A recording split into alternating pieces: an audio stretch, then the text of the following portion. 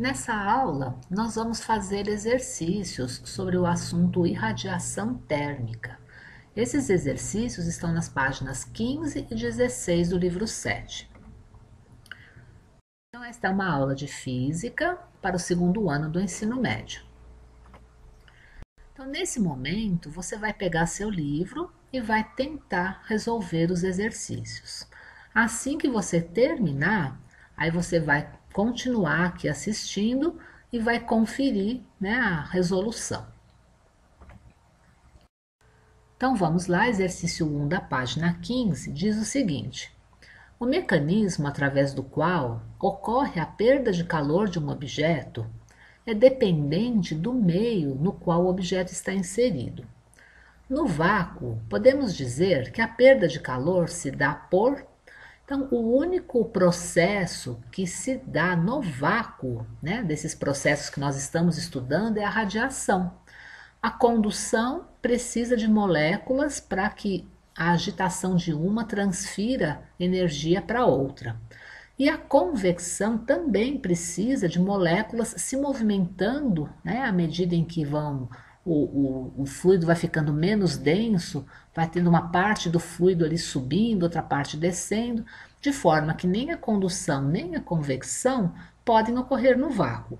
O único processo em que isso é possível é a radiação, que é uma transmissão de energia através de ondas eletromagnéticas, e essas sim conseguem se propagar no vácuo. No exercício 2, tem 3 afirmações que a gente precisa verificar, né? Então, a primeira diz o seguinte: a radiação pode ser refletida pelo objeto que a recebe.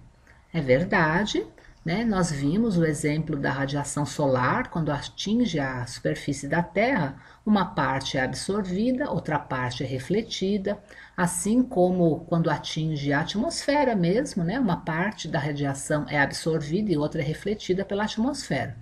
Então, está correto, a radiação pode sim ser refletida pelos objetos.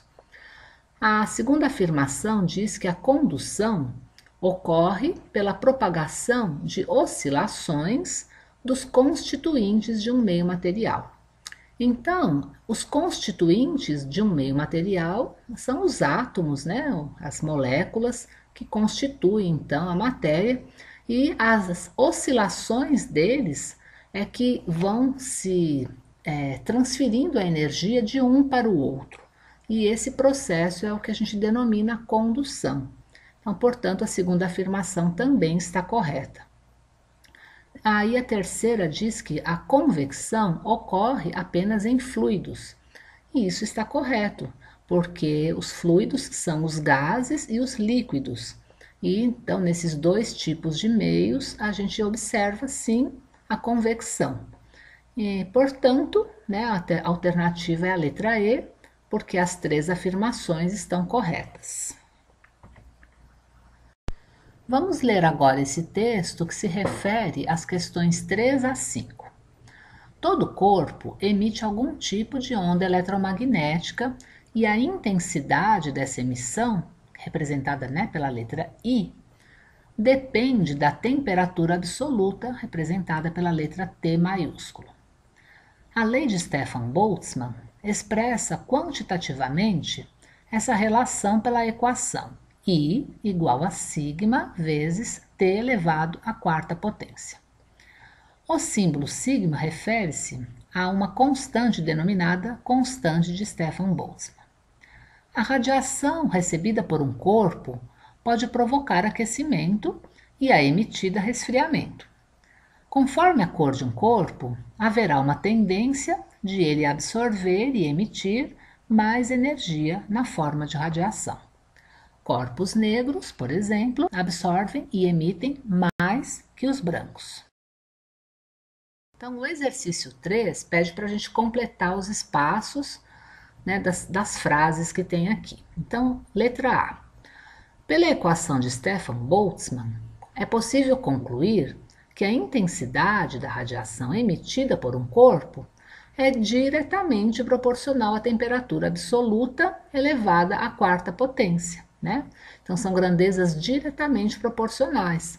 Quanto maior for a temperatura, maior será a intensidade da radiação. Assim, quanto mais quente for um corpo, maior será a intensidade de radiação emitida. E a letra B diz o seguinte: quando uma pessoa se aquece próximo a uma lareira, pode-se concluir que o calor se propaga até ela principalmente por irradiação. Então, quando a gente está próxima, né, à fogueira, lateralmente, né, esse calor chega por irradiação, porque através da condução chega um pouquinho, né, mas não é o processo principal, uma vez que o ar não é um bom condutor de energia térmica.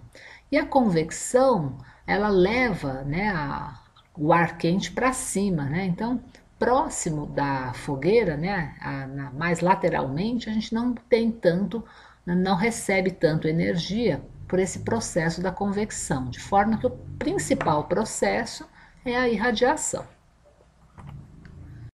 O exercício 4 diz o seguinte: em um ensolarado dia de verão, você vai sair com amigos para uma caminhada pela praia.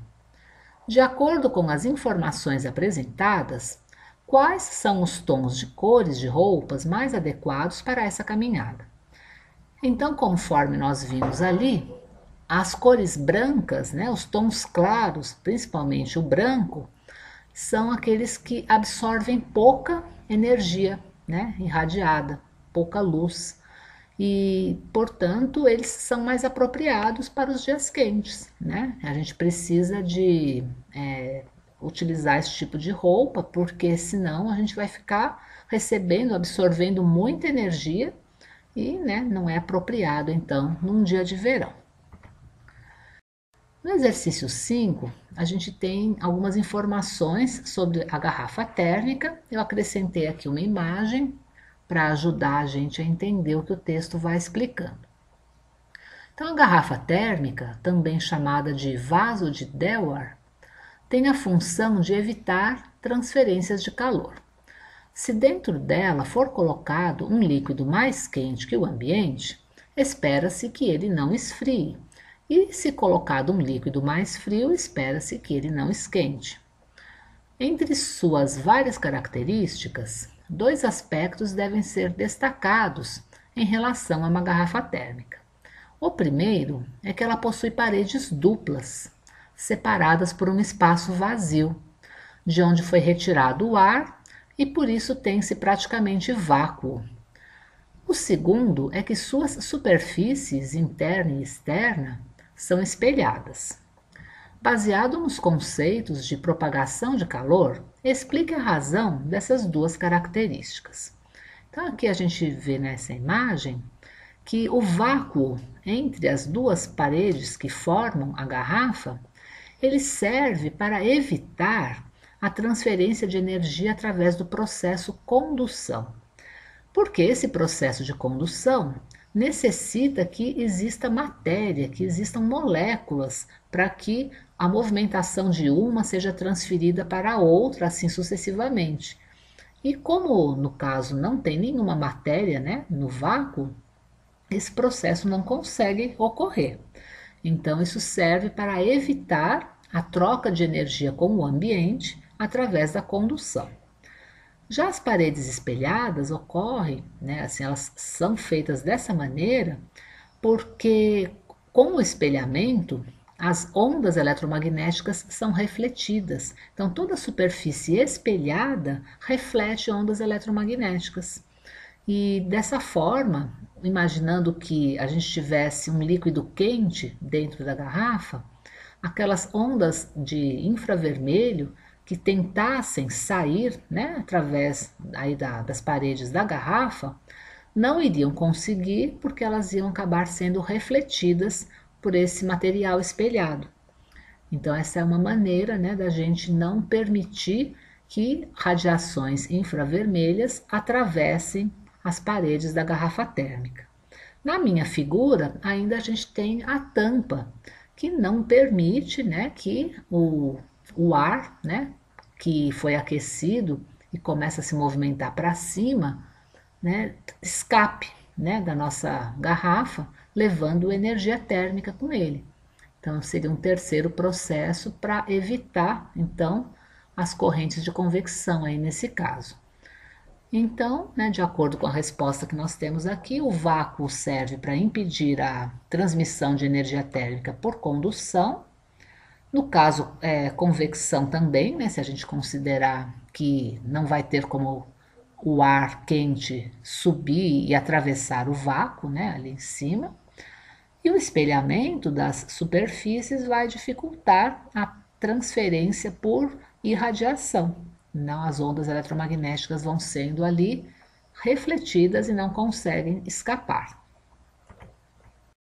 Então, agora chegamos ao exercício 6, que é o exercício do Enem. Então, ele diz assim: em um experimento, foram utilizadas duas garrafas PET, uma pintada de branco e a outra de preto, acopladas cada uma a um termômetro. No ponto médio da distância entre as garrafas, foi mantida acesa durante alguns minutos uma lâmpada incandescente. Em seguida, a lâmpada foi desligada e durante o experimento foram monitoradas as temperaturas das garrafas enquanto a lâmpada permaneceu acesa e após a lâmpada ser desligada e atingirem o equilíbrio térmico com o ambiente. Aí o que ele quer saber? Ele quer saber o seguinte: a taxa de variação da temperatura da garrafa preta em comparação à garrafa branca, né, durante o experimento. Então, aqui a gente tem a lâmpada colocada bem no meio, de forma que a energia vai chegar igualmente, né, a energia emitida, né, pelas ondas eletromagnéticas aí da nossa lâmpada, ela chega igualmente às duas garrafas. Acontece que a garrafa preta tem a capacidade de absorver mais energia radiante que a branca, né? Então, as ondas eletromagnéticas, no caso, quando chegam ali na garrafa preta, são todas absorvidas e já isso não acontece na garrafa branca.